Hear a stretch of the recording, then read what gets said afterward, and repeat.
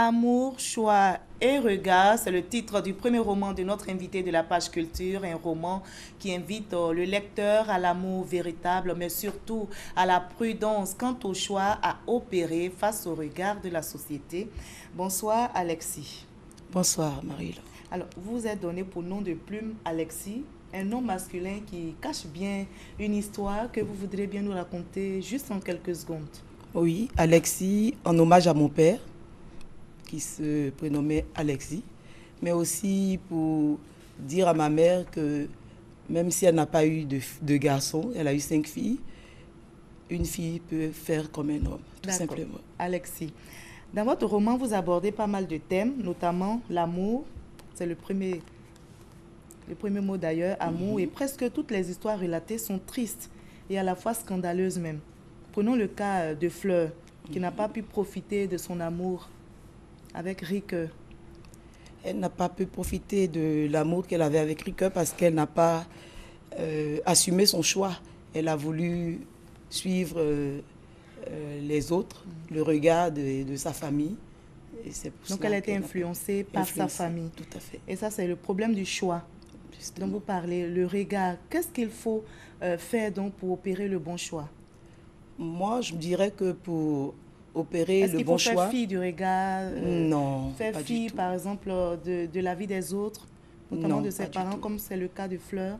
Non, faire fi, c'est un peu trop dit, mais utiliser les conseils des autres et puis faire son propre choix. Faire son propre choix, ne pas seulement suivre le choix des autres, penser d'abord à soi et puis prendre la décision finale. Donc, le choix des autres ne doit pas nous déterminer. Justement. Leur avis ne doit pas nous déterminer, mais nous aider à nous déterminer. Exactement. Je crois que vous avez J'ai bien compris ce roman. Alors, Ricoeur, l'amour perdu de Fleur, ignorait sa filiation avec Kenny, oui. Votre héroïne. Oui, il ignorait puisque on ne lui a pas dit que sa petite amie ne lui a pas dit qu'il était le père, il était l'auteur. Elle a plutôt attribué la grossesse à son riche amant. Et c'est plus tard, beaucoup plus tard, qu'il a appris qu'il était le père de Qui est coupable, selon vous? Parce que si vous avez décidé d'en parler, c'est pour certainement tirer des leçons. Alors, qui est coupable? Fleur ou les parents de Fleur? Bon, je dirais déjà Fleur. Pourquoi? Parce qu'elle avait le dernier mot. C'était à elle de faire son choix. C'était à elle de décider. Et si elle a préféré suivre les autres, elle n'a qu'à assumer. Voilà. Elle était encore jeune fille. Oui. Elle était sous le toit de ses parents.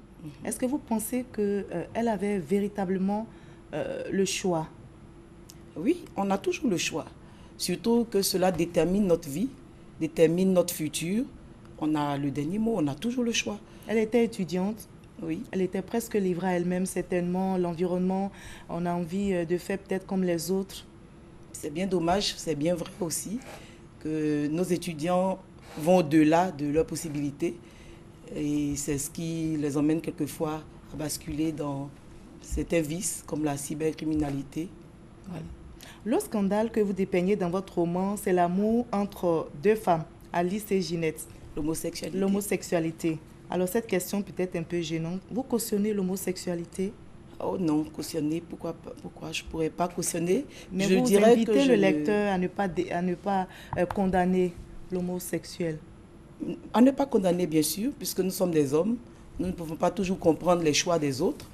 Donc, je demande plutôt de la tolérance. Et je demande aussi qu'on en parle, qu'on lève le tabou sur l'homosexualité. Alors, quand vous parlez de lever le tabou, expliquez-nous clairement. Parce que dans votre œuvre, on a l'impression que vous justifiez l'homosexualité d'Alice et Ginette. Parce que l'une a été victime de viol. Les deux ont été victimes de viol. Ginette a été victime d'abus par son père et Alice a été victime de viol par l'ami d'un de ses... Donc vous pensez que c'est ce qui a conduit à l'homosexualité?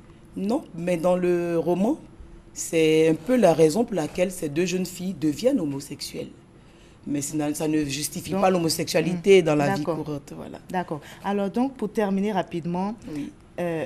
Au niveau des enfants, puisque vous abordez également ce thème, au niveau des enfants, qu'est-ce qu'il faut faire dans cet environnement où peut-être on n'a pas les parents autour, on a les amis, on a d'autres camarades? Comment faire pour évoluer et être un exemple demain? D'abord, il faut savoir où on va, il faut avoir des objectifs bien fixés et il faut se mettre au travail. Lorsqu'on se met au travail, on n'a pas le temps pour aller au bar, puis on peut au moins justifier un peu les raisons pour lesquelles on va à l'école. Voilà. Donc moi, je dirais aux jeunes de plutôt se mettre au travail et puis de suivre aussi les conseils des parents. Voilà. Kenny a terminé bien, heureusement. Justement. Parce que là, quand on lit la plupart des histoires, Fleur, c'est une histoire triste, Ricoeur, c'est une histoire triste, mais heureusement, Kenny termine bien, rapidement. Parce que Kenny s'est mise au travail et elle avait un objectif précis, elle avait un rêve et elle a voulu atteindre son rêve, coûte que coûte. Son rêve, c'était d'être peintre. Peintre, voilà. Pour conclure, alors, donc, quels que soient les obstacles, quel que soit le regard des autres, quel que soit ce qu'on est, qu'on soit orphelin ou qu'on ait de l'argent ou pas, on peut atteindre, réaliser son rêve. On peut toujours réaliser son rêve lorsqu'on décide réellement de se mettre au travail. Merci beaucoup, Alexis, en tout cas d'avoir été avec nous sur ce plateau. Amour, choix et regard, il faut aimer, il faut opérer de bons choix et il faut ne pas se laisser déterminer par le regard des autres. J'ai bien résumé l'œuvre. Totalement, merci. Je sais que vous l'avez lu. Merci bien. D'accord. Alexis Kwaku Akissi, Viviane, épouse Montemo. Merci. Merci beaucoup. Nous allons terminer avec une fête, la fête du Zouglou. C'était au palais de la culture, ce palais qui a fait le plein avec Zouglou Makers. Isayeo Abou-Sanogo.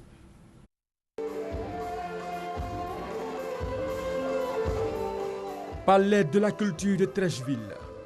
Et il fallait y être ce dimanche 20 décembre.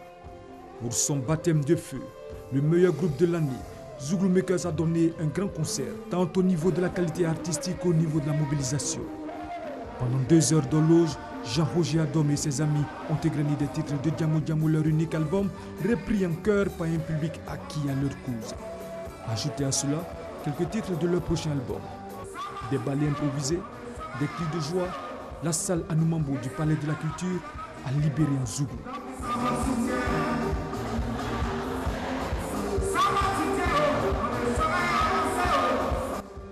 Pour son premier concert live, le meilleur groupe Zouglou, Ozawa du Zouglou 2015, a reçu le soutien d'Henriette Kounabedi.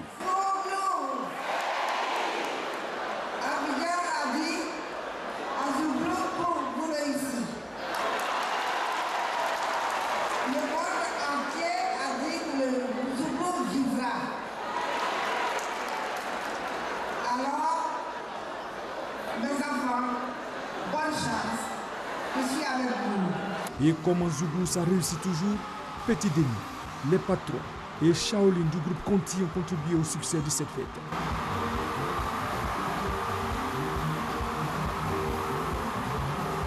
Organisé par Gaou Productions, le concert du groupe Zouglou Makers lui ouvre la voie d'une tournée internationale.